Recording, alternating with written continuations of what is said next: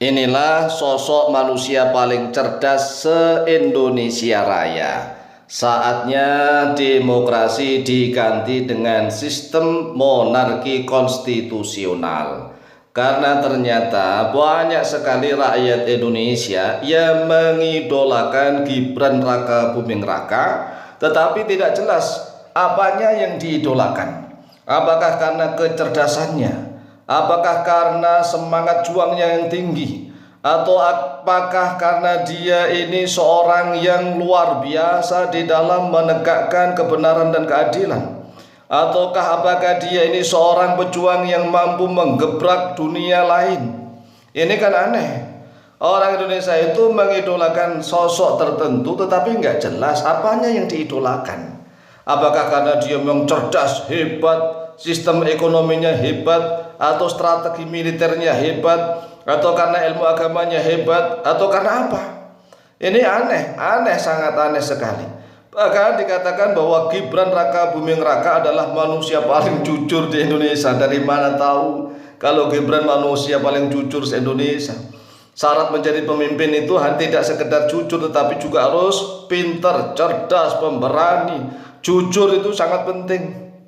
Tetapi bukan hanya mengandalkan jujur saja. Kalau jujur banyak, ya petani-petani kampung di Indonesia itu banyak yang jujur-jujur. Tetapi tidak seperti itu ya kategori untuk menjadikan seorang pemimpin. Inilah yang menjadikan Indonesia sampai sekarang sulit untuk berkembang. Ya negara berkembang tapi juga sulit untuk maju. Majunya sangat sulit.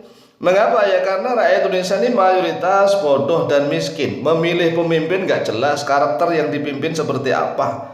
Hingga banyak sekali ya orang-orang yang pintar cerdas di Indonesia ini nggak berani mencalonkan diri. Mengapa banyak sekali orang-orang yang cerdas, yang pintar, yang jujur, pemberani di Indonesia ini ya, para guru-guru besar di kampus-kampus itu kan banyak sekali para pejuang-pejuangnya.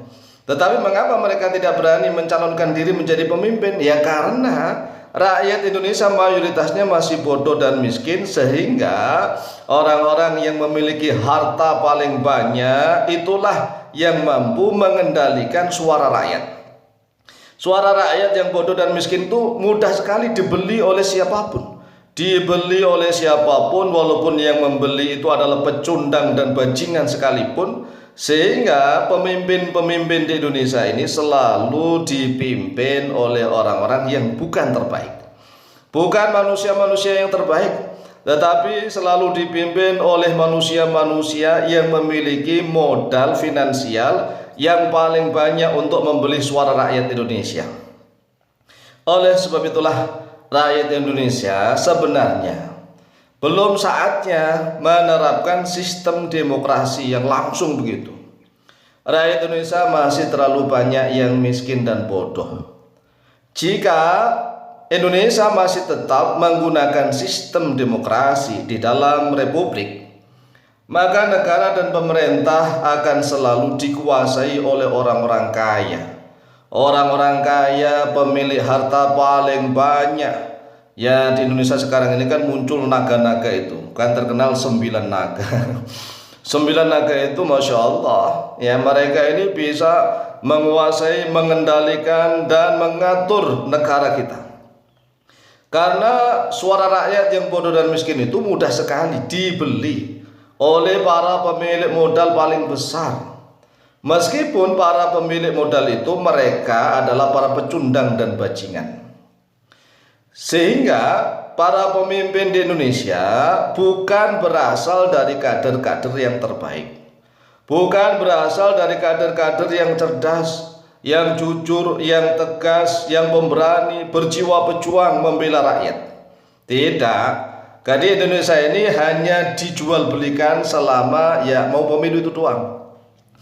Negara kita dijual selama 5 tahun oleh rakyat. Yang menjual siapa? Rakyat. Jadi orang-orang kaya itu sudah merasa membeli negara kita dari rakyat selama 5 tahun. Jadi terserah serangan fajar, serangan-serangan itulah, uang itulah yang digunakan untuk membeli negara kita. Yang membeli adalah orang-orang kaya. Yang menjual siapa? Rakyat.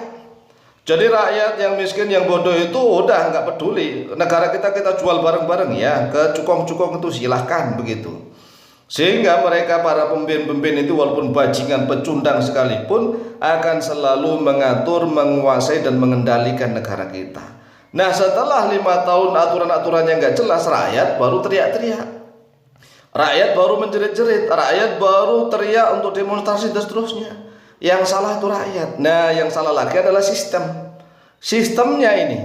Ya, sistemnya ini masih menggunakan langsung sistem demokrasi. Antara suara kiai dengan suaranya bajingan itu sama-sama satu.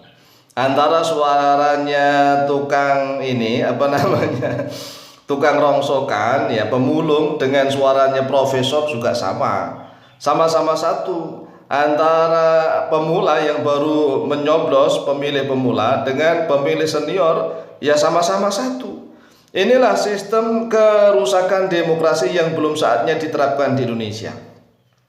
Nah di Indonesia ini kami tawarkan ya, lebih baik ini cobalah menggunakan sistem monarki konstitusional. Ya, karena memang sepertinya belum saatnya rakyat Indonesia diajak untuk menerapkan sistem demokrasi. Namun mungkin lebih tepat menerapkan sistem monarki konstitusional. Nah kalau monarki konstitusional misalnya nih mayoritas rakyat Indonesia sepakat, tapi orang Indonesia itu masih sulit karena mereka merasa berhak untuk memilih rakyat, memilih pemimpin. Mereka merasa berhak karena memang ya orang bodoh itu merasa ikut semuanya, padahal antara pikirannya dengan A, dengan B, dengan C dan C itu sama semua. Ya, sama semua tapi tidak tahu tujuannya seperti apa begitu. Nah, semisal Inggris, Belanda, Jepang, Belgia dan Bahrain itu menerapkan sistem monarki konstitusional. Negara dipimpin oleh raja, oleh seorang raja atau oleh kaisar atau sultan. Nah, di Indonesia ini tepatnya sultan kalau di Indonesia. Sedangkan pemerintahan dipimpin oleh Perdana Menteri. Indonesia ini kan banyak kerajaan-kerajaan Islam yang masih ada simbolis-simbolis seperti misalnya Jogja, Aceh, ya kan? Kemudian Banten, Cirebon, kemudian di Ternate, di Goa, di mana-mana ini. Nah, mereka sistem kerajaan itu akan memimpin pemimpin mereka, ya, pemimpin sultan. Pemimpin sultan itulah yang nanti akan diserai untuk memimpin negara. Dari negara yang mirip Malaysia sedikit-sedikit, tetapi bisa menerapkan sistem yang lain. Dan pemerintahan akan dipimpin oleh Perdana Menteri. Inilah mungkin solusi yang tepat untuk rakyat Indonesia saat ini. Demikianlah, semoga manfaat dan barokah fid dini wa dunyal akhirah. Lebih dan kurangnya mohon maaf. Wallahu taala a'lam bishawab.